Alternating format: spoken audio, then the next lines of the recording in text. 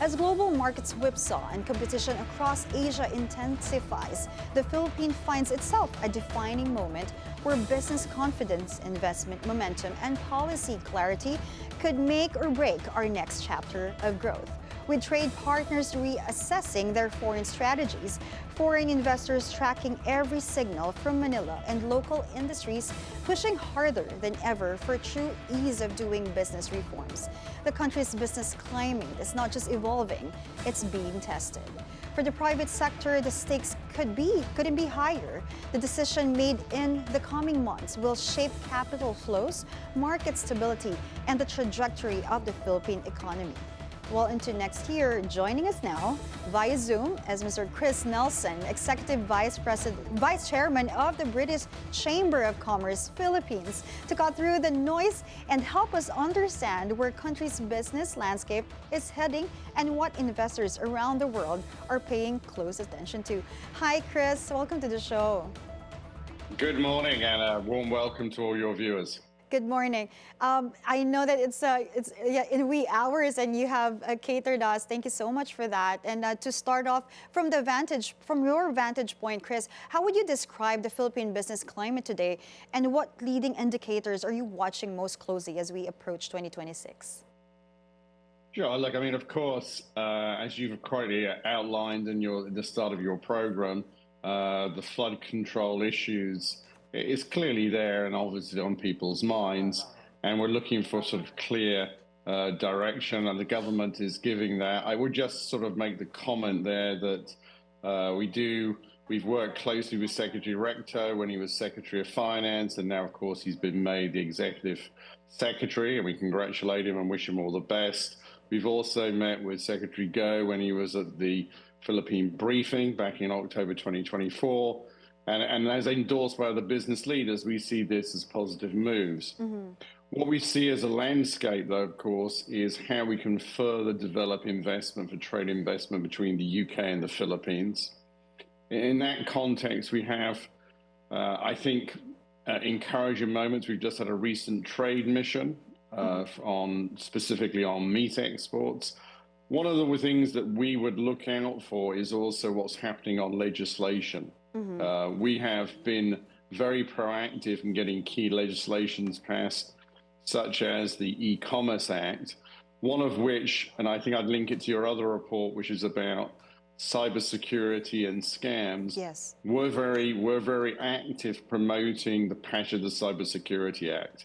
And of course, our concern is that Congress, the Senate, because of its focus, is not going to focus also on passing key legislation. And we'd urge the government to pass those legislation and send signals to investors, as mentioned by obviously your report from the former BSP Governor Tatanko, that we've got to look at calm moments. We've also got to move forward and particularly create those issues. So overall, we're working very hard, but we want to see legislation passed and we want to see those move forward. That's so good to hear, Chris. And how would investors prioritize stability and predictability? Right now, what gives the Philippines a genuine competitive edge compared to its ASEAN peers? Well, look, we have to keep on arguing for those edges. We've been working very hard on this. I would say that the Philippines' competitive edge is, of course, number one.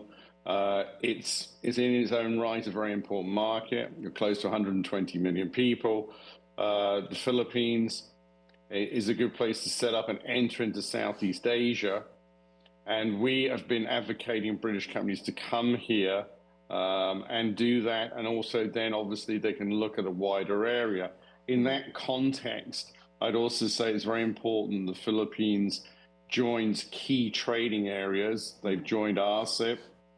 We work closely with the Department of Trade and Investment, obviously Secretary Roque, Undersecretary Alan Gepti.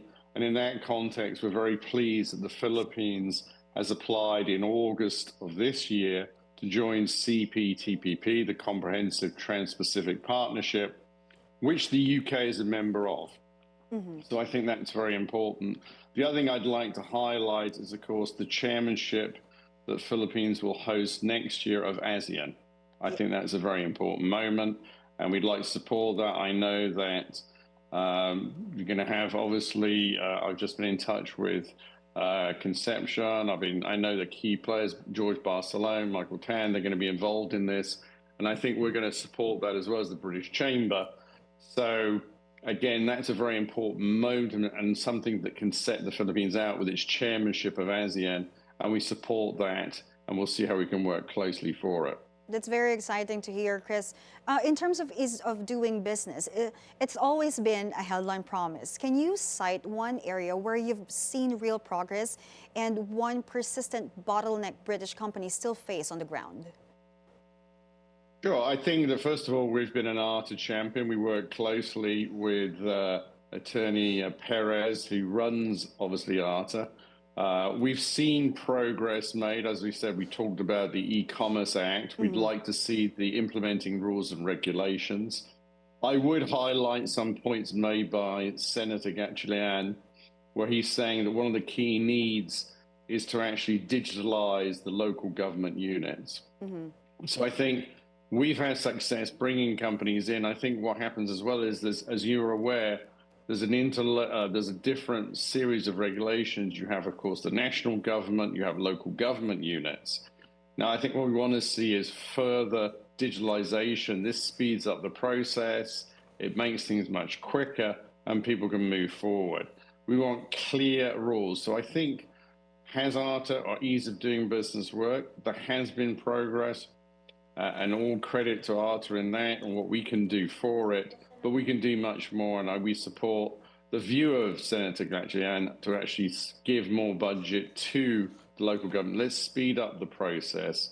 Let's make it where people don't need to be filing. It can be done digitally, and we can therefore speed up the process, and that can warrant more companies coming in.